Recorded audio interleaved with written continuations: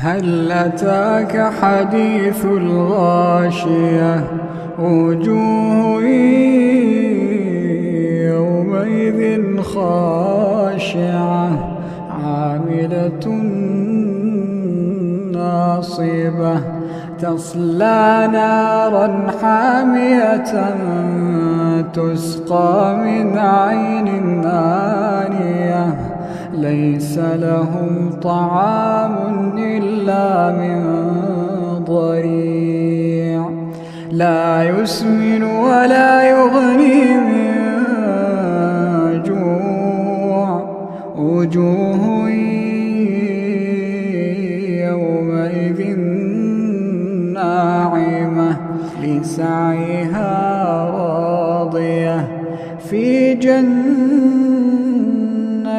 عالية لا تسمع فيها لاغية فيها عين جارية فيها سرر مرفوعة وأكواب موضوعة ونمارق مصفوفة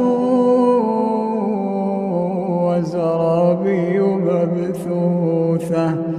أفلا ينظرون إلى الإبل كيف خلقت وإلى السماء كيف رفعت وإلى الجبال كيف نصبت وإلى الأرض كيف سطحت فذكر إنما أنت مذكر لست عليهم بمسيطر إلا من تولى وكفر فيعذبه الله العذاب الأكبر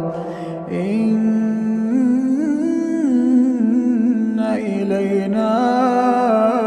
إيابهم ثم إن علينا حسابهم.